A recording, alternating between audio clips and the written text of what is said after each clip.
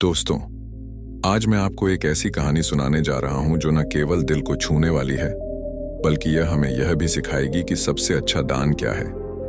यह कहानी एक महात्मा और एक छोटे से गांव के लोगों की है, जो मिलकर अपने जीवन में सकारात्मक बदलाव लाते हैं। आप सोच रहे होंगे कि दान का असली मतलब क्या है। क्या यह केवल धन देने तक सीमित है या इसमें कुछ और भी है? इस कहानी के माध्यम से हम जानेंगे कि दान केवल भौतिक वस्तुओं तक सीमित नहीं है, बल्कि यह प्रेम, सहानुभूति और ज्ञान साझा करने का एक सुंदर तरीका है। तो दोस्तों, नमस्कार और आपका स्वागत है पुराण टॉक्स चैनल में। अगर आपने अभी तक हमारे चैनल को सब्सक्राइब नहीं किया है तो कृपया कर लीजिए। तो चलिए अब कहानी शुरू करते हैं। बहुत समय पहले की बात है। एक छोटे से गांव में एक साधु महात्मा रहते थे। वे अपनी बुद्धिमत्ता और करुणा के लिए पूरे क्षेत्र में प्रसिद्ध थे। लोग दूर दूर से उनसे मिलने आते थे और उनके विचारों को सुनने के लिए उत्सुक रहते थे। साधु महात्मा की एक विशेषता थी कि वे हमेशा कहते थे, सबसे अच्छा दान वही है जो बिना किसी अपेक्षा के किया जाए। गांव के लोग उनकी बातों को बहुत गंभीरता से लेते थे और अपने जीवन में सुधार लाने की कोशिश करते थे। लेकिन एक दिन गांव का एक युवा किसान, जिसका नाम अनमोल था, साधु महात्मा के पास गया। उसने उनसे पूछा, महात्मा जी, मैंने सुना है कि आप दान के महत्व के बारे में बहुत कुछ जानते हैं। कृपया मुझे बताइए, सबसे अच्छा दान क्या है? साधु महात्मा ने अनमोल को अपने पास बुलाया। मुस्कुराते हुए बोले, यह एक बहुत अच्छा सवाल है अनमोल। चलो मैं तुम्हें एक कहानी सुनाता हूं। यह कहानी तुम्हें समझाने में मदद करेगी कि सबसे अच्छा दान क्या है।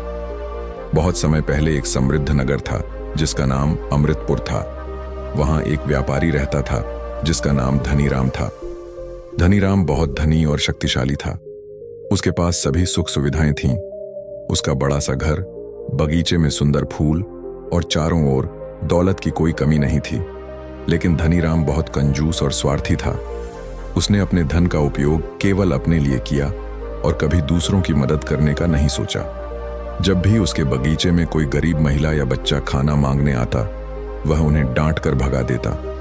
एक दिन धनीराम अपने बगीचे में बैठा था। उसने देखा कि एक गरीब महिला, जिसका नाम गौरी था, उसके बगीचे में आई। वह बहुत कमजोर और भूखी लग रही थी। गौरी ने विनम्रता से कहा, मालिक, कृपया मुझे थोड़ा खाना दे दीजिए। मैं बहुत भूखी हूं और मेरे बच्चे भी भूखे हैं। लेकिन धनीराम ने गुस्से से कहा, तुम यहां क्या कर रही हो? मेरे बगीचे में आने की तुम्हें क्या जरूरत थी? जाओ, यहां से चली जाओ। गौरी दुखी होकर वहां से चली गई, लेकिन उसने हार नहीं मानी। वह रोज उसी बगीचे के पास बैठकर कामना करती थी कि कोई उसे खाना दे। कुछ दिन बाद धनीराम ने देखा कि गौरी फिर से बगीचे में आई है। उसने उसे फिर से डांट कर भगा दिया, लेकिन इस बार वह बेचैन महसूस करने लगा। धीरे धीरे धनीराम की सेहत खराब होने लगी। उसने अच्छे डॉक्टरों को बुलवाया, लेकिन उसकी बीमारी ठीक नहीं हुई। उसे यह समझ में नहीं आ रहा था कि उसकी हालत क्यों बिगड़ रही है। एक रात जब धनीराम बगीचे में बैठा था, उसने देखा कि गौरी फिर से वहां आई है। इस बार उसने उसकी आंखों में चिंता देखी। गौरी ने पूछा, मालिक, क्या आप ठीक हैं? क्या मैं आपकी कुछ मदद कर सकती हूं? धनीराम ने चिढ़कर कहा, तुम्हें क्या पता मैं क्या महसूस कर रहा हूं? गौरी ने शांत स्वर में कहा, मैंने आपके बगीचे के पौधों को देखा है। वे बहुत सुंदर हैं। आप उनकी अच्छी देखभाल करते हैं। अगर आप अपने शरीर की भी देखभाल करें तो शायद आप ठीक हो जाएंगे। धनीराम को गौरी की बात में सच्चाई नजर आई, लेकिन वह अपनी स्वार्थी आदतों से बाहर नहीं आ पाया। कुछ समय बाद उसकी हालत और बिगड़ गई। उसकी पत्नी सुजाता ने उसे समझाया, आपको गरीबों की मदद करनी चाहिए, इससे आपको पुण्य मिलेगा। शुरुआत में धनीराम ने उसका मजाक उड़ाया, लेकिन जब उसकी हालत और खराब हो गई तो उसने सोचने पर मजबूर हो गया। आखिरकार उसने गांव के गरीबों को बुलाकर कहा, मैंने आप सभी के साथ गलत किया। अब से मैं आपकी मदद करने का वादा करता हूं। उसने उन्हें भोजन और कपड़े दिए और उनके साथ समय बिताया। धीरे धीरे धनीराम का स्वास्थ्य सुधरने लगा। उसने महसूस किया कि जब वह दूसरों की मदद करता है तो उसे सच्ची खुशी मिलती है। एक दिन उसने सुजाता से कहा, मैं समझ गया हूं कि सबसे अच्छा दान केवल धन नहीं है, यह प्रेम, सहानुभूति और दया है। धनी राम ने अपने जीवन को पूरी तरह बदल दिया और अपने धन का उपयोग दूसरों की भलाई के लिए करना शुरू कर दिया। जब हम दूसरों के लिए जीते हैं तब हम सच्चे जीवन का अनुभव करते हैं। धनी राम की पत्नी सुजाता ने मुस्कुराते हुए कहा, आपने सही कहा, सबसे अच्छा दान वही है जो हम बिना किसी अपेक्षा के देते हैं। यह न केवल दूसरों के लिए बल्कि हमारे लिए भी लाभकारी होता है। इतना सुनते ही अनमोल ने साधु महात्मा की ओर देखा, मानो उसकी जिज्ञासा और बढ़ गई हो। अनमोल की आंखों में सवाल थे और साधु महात्मा के चेहरे पर एक गहरी मुस्कान।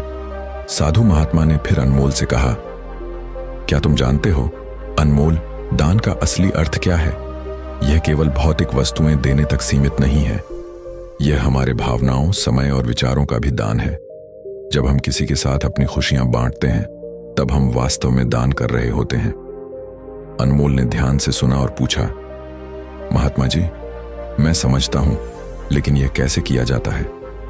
साधु महात्मा ने उत्तर दिया, एक बार मैंने एक गांव में एक बहुत गरीब आदमी को देखा। उसके पास खाने के लिए कुछ नहीं था। उसने मुझसे कहा, महात्मा जी, मैं भूखा हूं। मैंने उसे खाना दिया, लेकिन साथ ही उसे यह भी सिखाया कि कैसे अपनी मेहनत से अपने लिए जीवन यापन कर सकता है। महात्मा ने अपनी बात जारी रखते हुए कहा, कई साल पहले मैं एक गांव में गया था जहां कमला नाम की एक गरीब महिला रहती थी। उसके पास खाने के लिए कुछ नहीं था।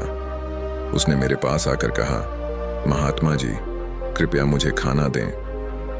मैंने उसे एक थाली भोजन दी, लेकिन साथ ही मैंने उसे यह भी बताया कि उसे अपने जीवन में आत्मनिर्भर बनना होगा।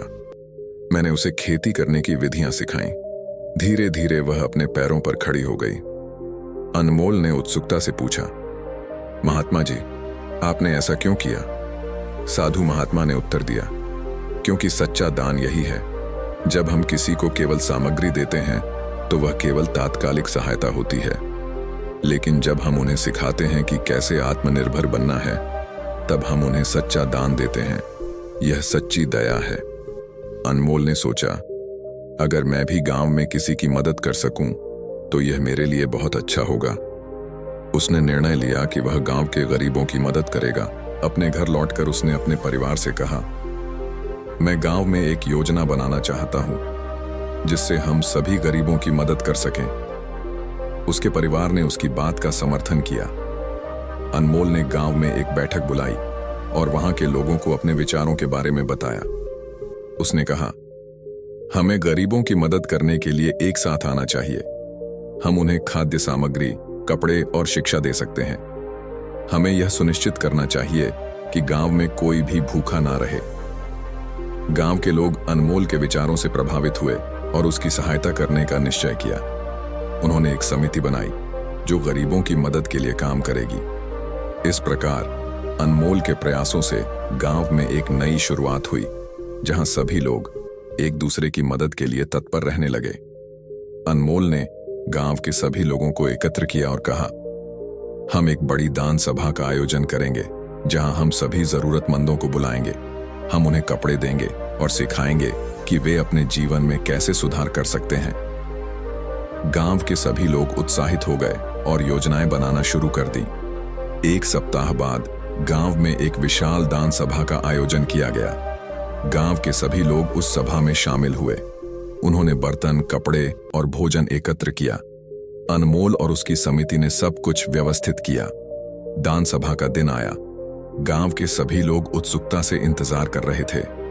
अनमोल ने सभी को संबोधित किया, आज हम सब मिलकर एक नई शुरुआत करने जा रहे हैं। हम उन लोगों की मदद करेंगे जिन्हें हमारी सबसे ज्यादा जरूरत है।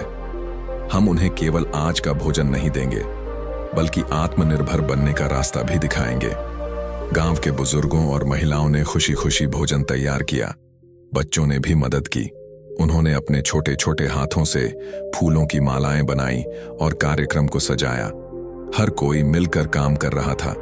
यह गांव की एकता का अद्भुत दृश्य था। दान सभा में गरीब लोग आए। उनकी आंखों में उम्मीद थी। अनमोल ने उन सभी का स्वागत किया और कहा, आज हम आपके साथ हैं। कोई भी भूखा नहीं रहेगा। हम आपको केवल आज का भोजन नहीं देंगे, बल्कि सिखाएंगे कि कैसे अपने जीवन को बेहतर बना सकते हैं। सभा में अनमोल ने न केवल भोजन और कपड़े वितरित किए, बल्कि उन्होंने सभी को यह भी बताया कि वे अपने लिए काम कैसे कर सकते हैं। उन्होंने कृषि तकनीकों, बुनाई और हस्तशिल्प के बारे में जानकारी साझा की। उन्होंने गांव के बच्चों को शिक्षा का महत्व समझाया और बताया कि शिक्षा से कैसे उनका भविष्य उज्जवल बन सकता है। गांव के कई लोगों ने अनमोल की बातों को ध्यान से सुना। उन्होंने महसूस किया कि केवल भौतिक मदद ही नहीं, बल्कि सच्चा दान वही है जो ज्ञान और कौशल बांटता है। एक युवा किसान ने उठकर कहा, मैंने हमेशा सोचा कि मुझे दूसरों से मदद की जरूरत है, लेकिन अब मुझे समझ में आ रहा है कि मैं भी अपने पैरों पर खड़ा हो सकता हूं। मुझे मेहनत करनी होगी और दूसरों की मदद करनी होगी। सभी ने उसका समर्थन किया और कहा, हम सब मिलकर एक दूसरे की मदद करेंगे। यह गांव अब केवल एक जगह नहीं रहा, बल्कि एक परिवार बन गया। धीरे धीरे गांव की स्थिति में सुधार होने लगा। लोग आत्मनिर्भर बनने लगे। महिलाएं अपने छोटे छोटे व्यवसाय शुरू करने लगीं और बच्चे स्कूल जाने लगे। गांव में एक नई ऊर्जा का संचार हुआ। अनमोल की कहानी से प्रेरित होकर हमें भी अपने जीवन में दूसरों की मदद करने की कोशिश करनी चाहिए। हमें अपने ज्ञान, अनुभव और संसाधनों को साझा करना चाहिए और समाज को एक बेहतर स्थान बनाने में मदद करनी चाहिए। याद रखें, जब हम एक दूसरे के लिए जीते हैं, तब हम सच में जीते हैं। तो दोस्तों, कैसी लगी आपको यह कहानी? आप हमें कमेंट में जरूर बताएं। अगर अच्छी लगी हो तो इस चैनल को सब्सक्राइब जरूर करें। मिलते हैं अगले वीडियो में ऐसी ही कोई नई कहानी के साथ। तब तक अपना और अपनों का ख्याल रखें। धन्यवाद और नमो बुद्धाय।